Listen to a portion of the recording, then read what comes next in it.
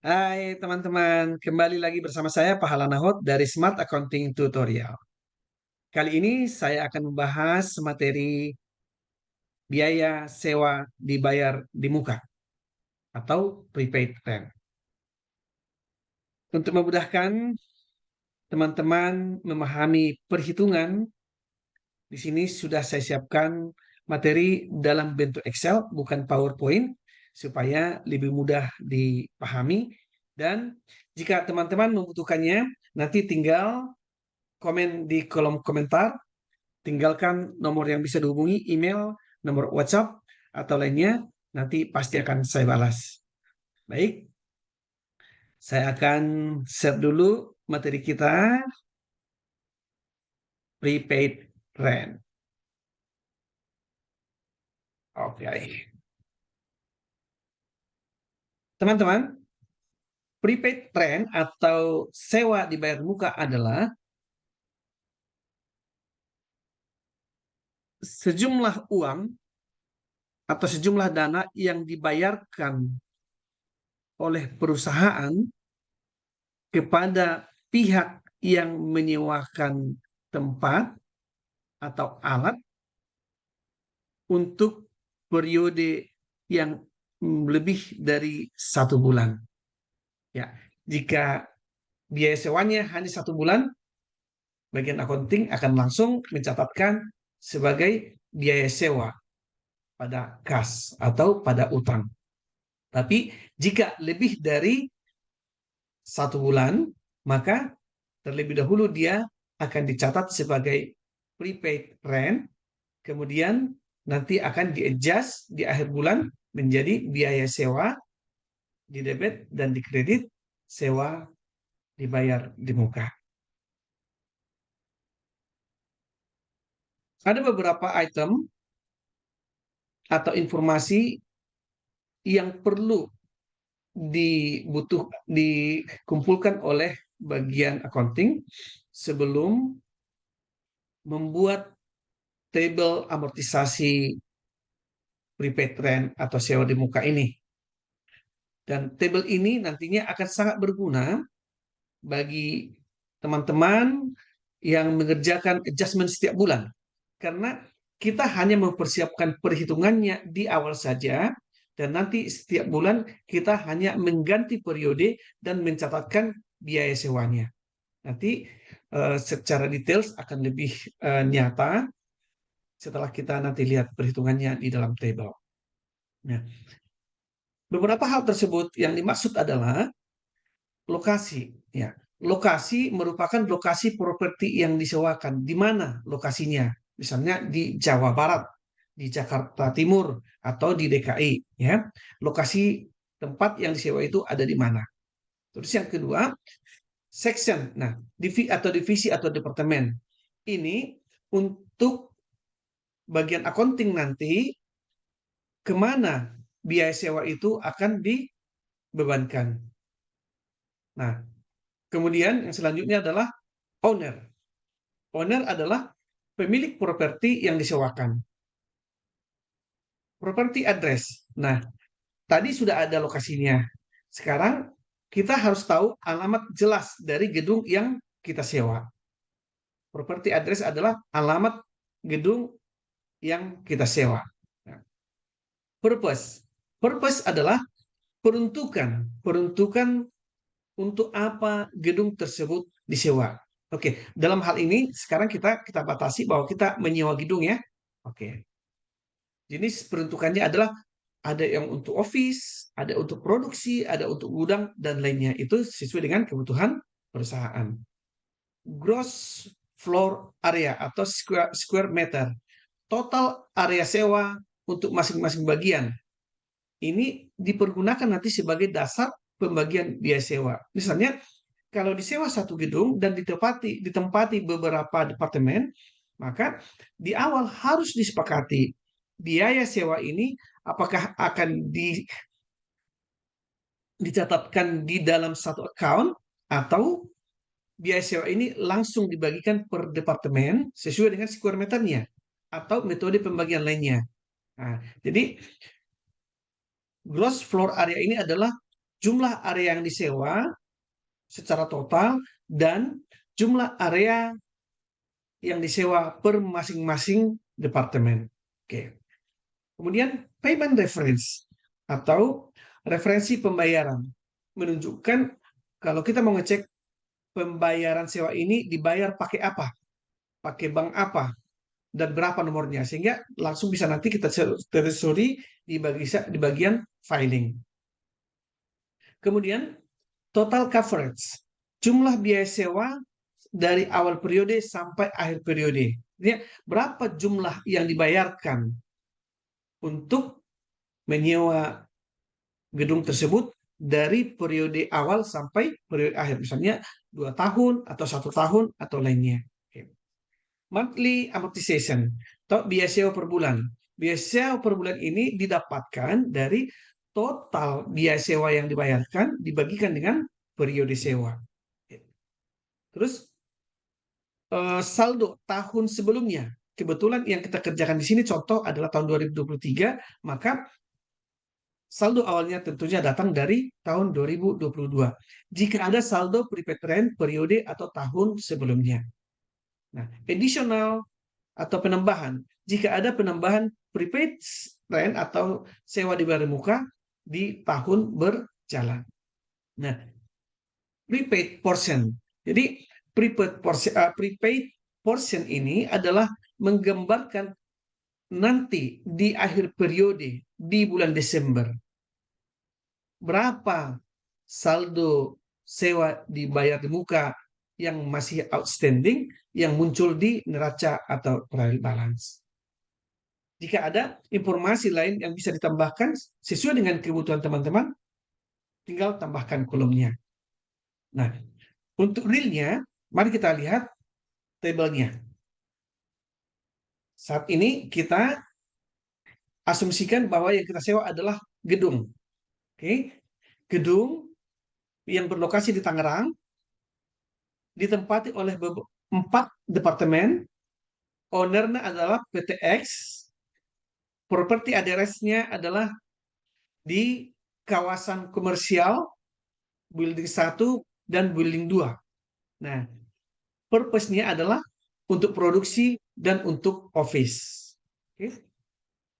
Gross areanya atau square meternya adalah untuk bagian produksi adalah 800 meter, untuk operation 300 meter, untuk pemasaran 100 meter, dan direktur atau manajemen 150 meter.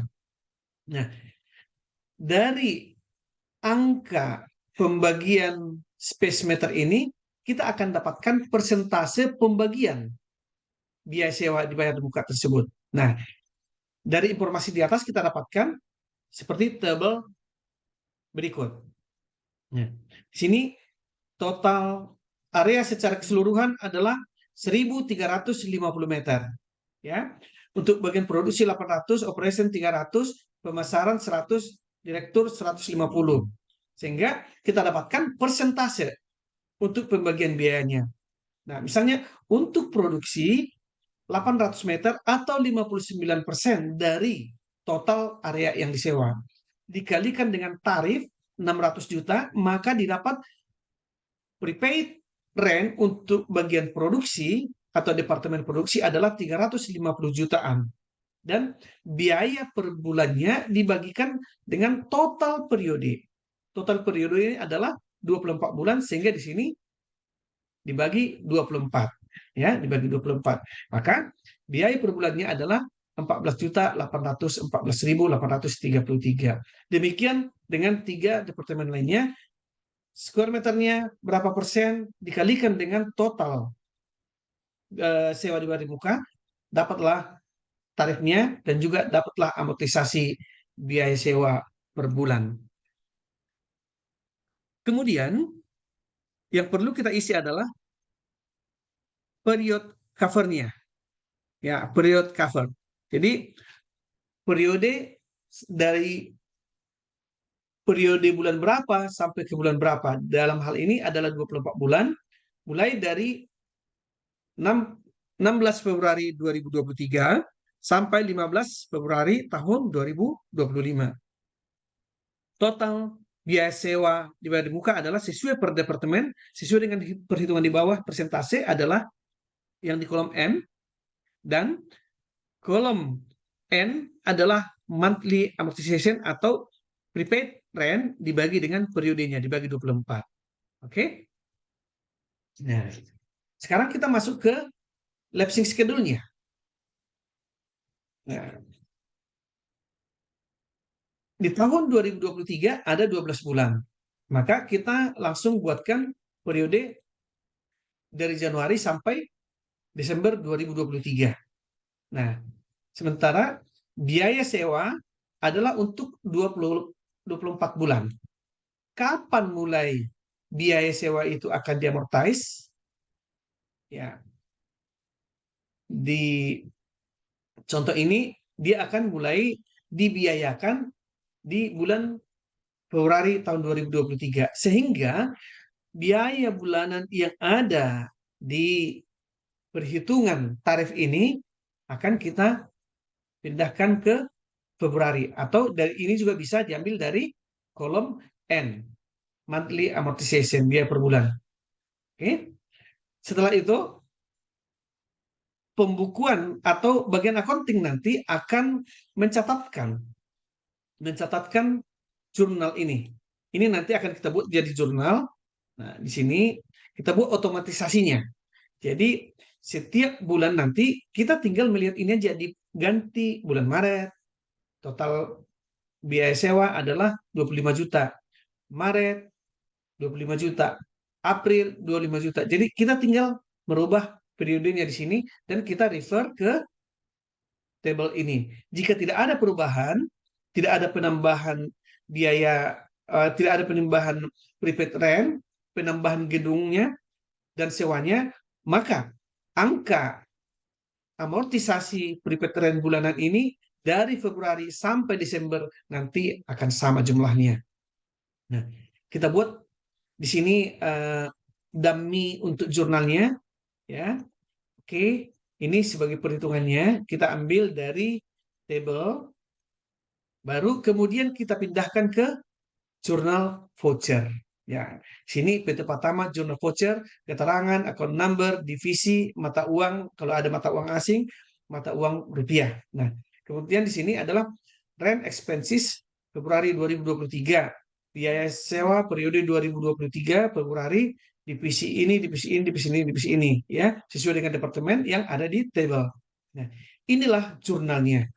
Nah, maka kita kredit, kita debitkan biaya, kemudian kita kredit prepaid rent. Oke. Ya, di sini ada keterangan explanation mencatat amortisasi prepaid rent periode Februari 2023, perhitungan terlampir. Perhitungannya ini, ya. Baru di sini nomor jurnal vouchernya, approval-nya siapa, prepaid-nya siapa, tanggalnya disiapin tanggal berapa. Kemudian setelah ini diposting, maka kalau kita cek nanti trial balance, maka trial balance-nya itu nanti akan berkurang dari 600 juta menjadi 575 juta karena sudah dibiayakan 25 juta yaitu bulan Februari. Sehingga GL atau trial balance nanti akan menunjukkan saldo sebesar 575 juta. Demikian juga table akan menunjukkan hal yang sama 575 juta. Sehingga reconcile atau difference-nya adalah 0. Nah, demikian teman-teman, setiap bulan nanti jurnal yang dibutuhkan adalah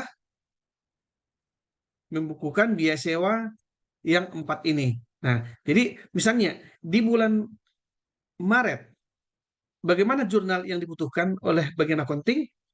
Tinggal copy, ya. Nah, sehingga nanti setelah di copy ini ganti menjadi Maret, ya, menjadi Maret 31/3, ya, Maret. Kemudian di sini otomatis dia akan muncul di jurnal voucher. Ini tinggal mengganti menjadi Maret. Ya. Maret. Ya, demikian juga ini Maret, Feb, replace, Maret, ya, Maret. Kemudian di sini juga sama, ini ganti menjadi Maret,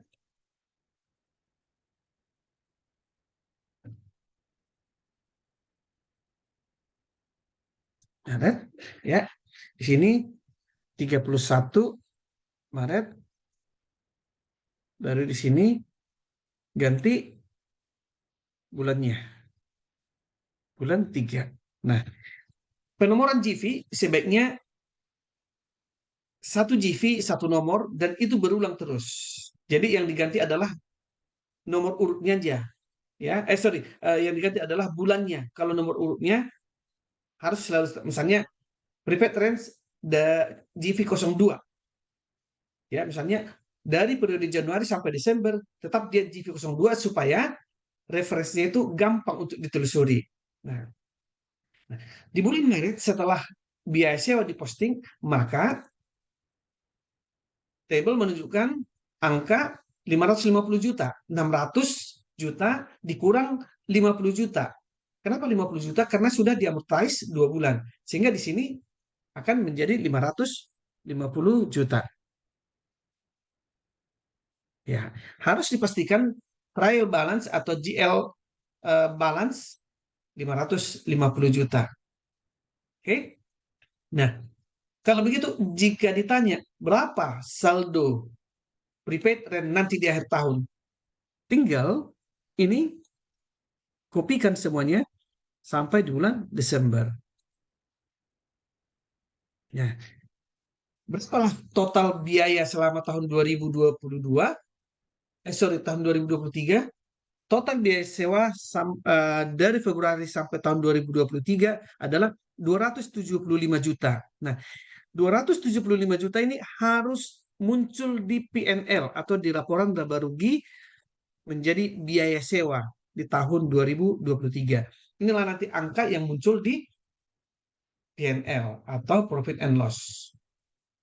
Kemudian berapa yang harus muncul di neraca di tahun 2023 di akhir periode? Tentunya menjadi 325 juta. Ya. Ini 325 juta, 325 juta. Nah, 325 juta ini untuk berapa periode? Nah, kita hitung kan dari Februari ke Desember itu ada 11 periode. Ya, 11 periode, maka sudah dari 24 sudah terpakai 11. Maka dia akan sisa sebesar 13 bulan lagi. Mari kita buktikan. 325 juta, berapa biaya per bulan? Biaya per bulan adalah 25 juta. 13 bulan. Baik, teman-teman, demikian cara membuat lapsing schedule prepaid rent yang bisa dipakai berulang-ulang, sehingga pekerjaan kita untuk membuat journal adjustment rent expense setiap periode tidak membutuhkan waktu yang lama. Bahkan mungkin hanya membuat satu voucher prepaid rent kita butuh hanya 1 menit. Berarti bisa kita bilang cara gampang untuk membuat jurnal prepaid rent dalam 1 menit bisa pakailah metode yang ini. Baik teman-teman, demikian pembahasan kita hari ini. Semoga bermanfaat. Dan jika teman-teman merasa bahwa channel ini membawa manfaat dan memperluas wawasan teman-teman semuanya, please like, subscribe, dan bagikanlah ke teman-teman supaya mereka juga mendapatkan manfaat juga. Salam sukses dari saya Pahala Nahot, Smart Accounting Tutorial. Salam accounting.